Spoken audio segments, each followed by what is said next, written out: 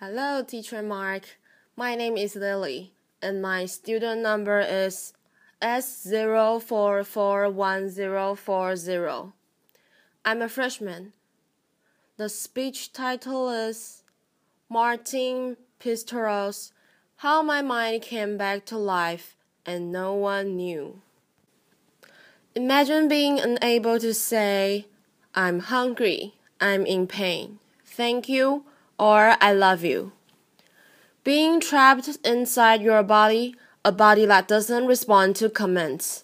Surrounded by people, yet utterly alone. Wishing you could reach out, to connect, to comfort, to participate. For 13 long years, that was my reality. Most of us never think twice about talking, about communicating. I thought a lot about it. I've had a lot of time to think. For the first 12 years of my life, I was a normal, happy, healthy little boy.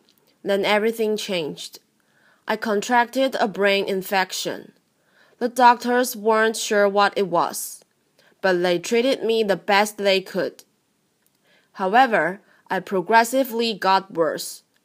Eventually, I lost my ability to control my movements, make eye contact, and finally, my ability to speak. While in hospital, I desperately wanted to go home. I said to my mother, "When home." Those were the last words I ever spoke with my own voice. I would eventually fail every test for mental awareness. My parents were told I was as good as not there, a vegetable, having the intelligence of a 3-month-old baby. They were told to take me home and try to keep me comfortable until I died. My parents, in fact my entire family's lives, became consumed by taking care of me the best they knew how. Their friends drifted away. 1 year turned to 2. 2 turned to 3. It seemed like the person I once was began to disappear. The Lego blocks and electronic circuits I loved as a boy were put away. I had been moved out of my bedroom into another more practical one. I had become a ghost, a faded memory of a boy people once knew and loved. Meanwhile, my mind began knitting itself back together. Gradually, my awareness started to return, but no one realized that I had come back to life. I was aware of everything, just like any normal person. I could see and understand everything, but I couldn't find a way to let anybody know. My personality was entombed within a seemingly silent body, a vibrant mind hidden in plain sight within a chrysalis. The stark reality hit me that I was going to spend the rest of my life locked inside myself, totally alone. I was trapped with only my thoughts for company. I would never be rescued. No one would ever show me tenderness. I would never talk to a friend. No one would ever love me. I had no dreams, no hope, nothing to look forward to. Well, nothing pleasant. I lived in fear, and, to put it bluntly, I was waiting for death to finally release me, expecting to die all alone in a care home. I don't know if it's truly possible to express in words what it's like not to be able to communicate.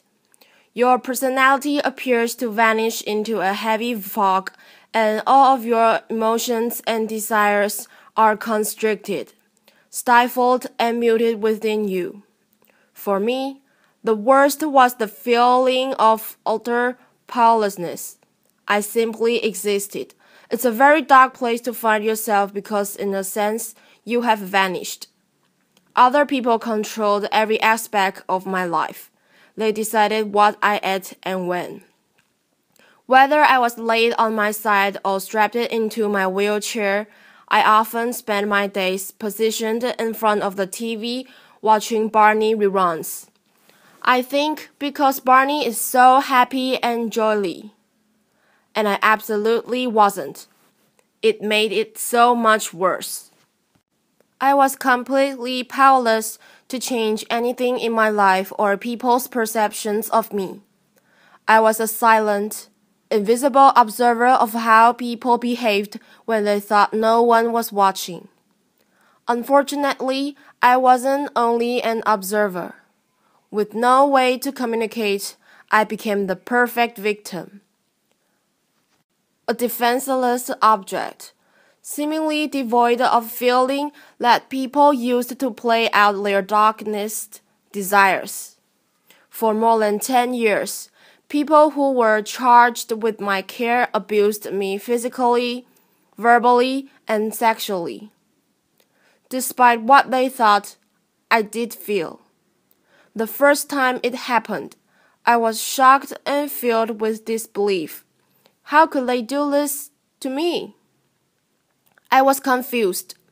What had I done to deserve this? Part of me wanted to cry, and another part wanted to fight.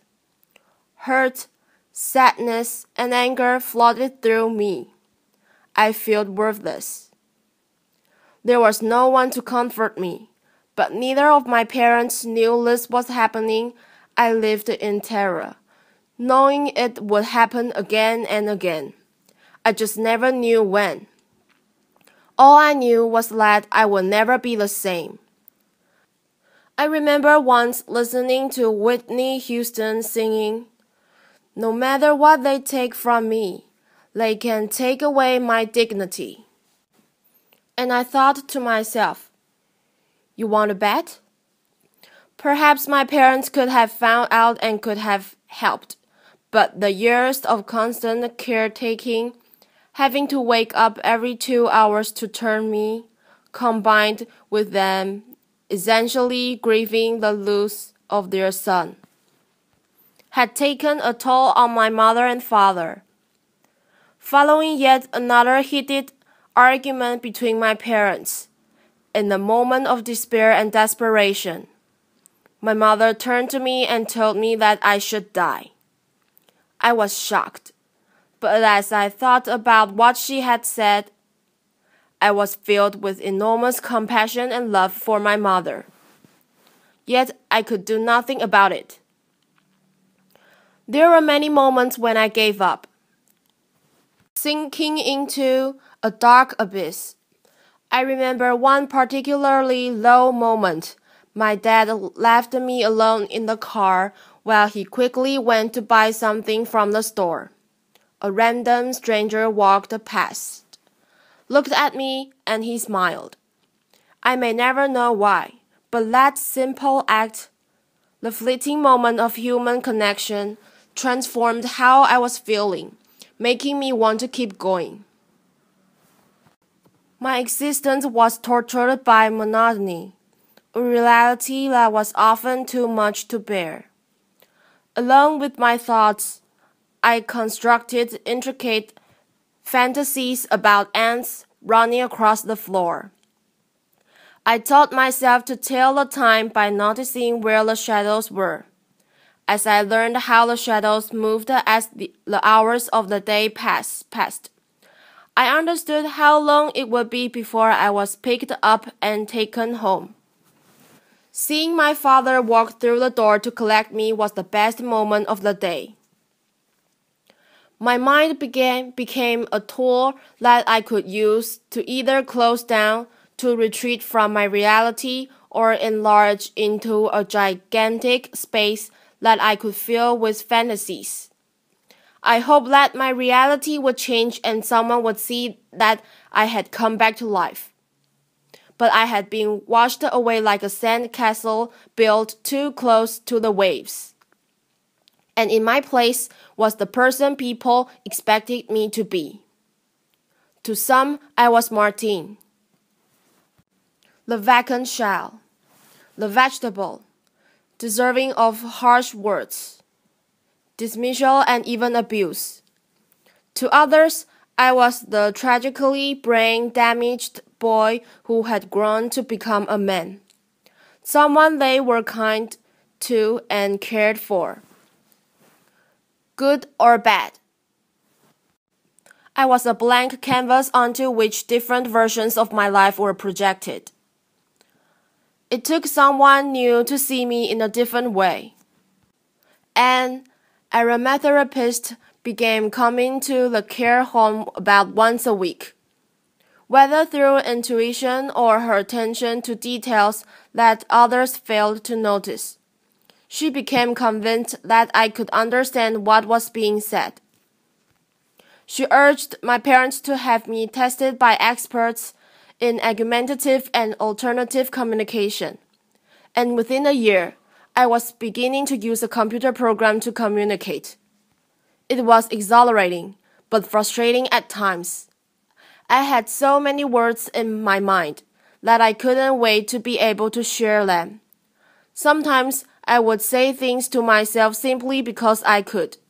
In myself, I had a ready audience, and I believed that by expressing my thoughts and wishes, others would listen too. But as I began to communicate more, I realized that it was in fact only just the beginning of creating a new voice for myself. I was thrust into a world I didn't quite know how to function in. I stopped going to the care home and managed to get my first job making photocopies. As simple as this may sound, it was amazing. My new world was really exciting, but often quite overwhelming and frightening. I was like a man-child, and as liberating as it often was, I struggled. I also learned that many of those who had known me for a long time found it impossible to abandon the idea of Martin they had in their heads, while those I had only just met struggled to look past the image of a silent man in a wheelchair. I realized that some people would only listen to me if what I said was in line with what they expected. Otherwise, it was disregarded and they did what they felt was best. I discovered that true communication is about more than merely physically conveying a message. It is about getting the message heard and respected. Still, things were going well. My body was slowly getting stronger. I had a job in computing that I loved, and had even got Kojak, the dog I had been dreaming about for years. However, I longed to share my life with someone. I remember staring out the window as my dad drove me home from work, thinking I have so much love inside of me and nobody to give it to. Just as I had resigned myself to being single for the rest of my life. I met Joan. Not only is she the best thing that has ever happened to me, but Joan helped me to challenge my own misconceptions about myself. Joan said it was through my words that she fell in love with me. However, after all I had been through, I still couldn't shake the belief that nobody could truly see beyond my disability and accept me for who I am. I also really struggled to comprehend that I was a man. The first time someone referred to me as a man, it stopped me in my tracks. I feel like looking around and asking, who, me?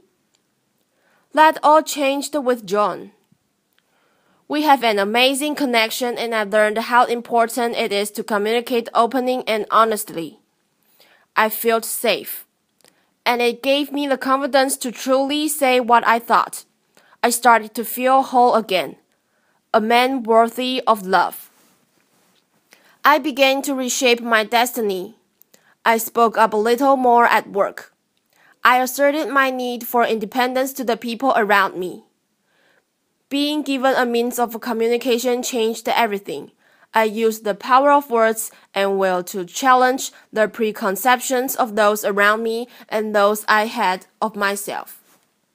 Communication is what makes us human, enabling us to contact on the deepest level with those around us, telling our own stories, expressing wants, needs, and desires, or hearing those of others by really listening.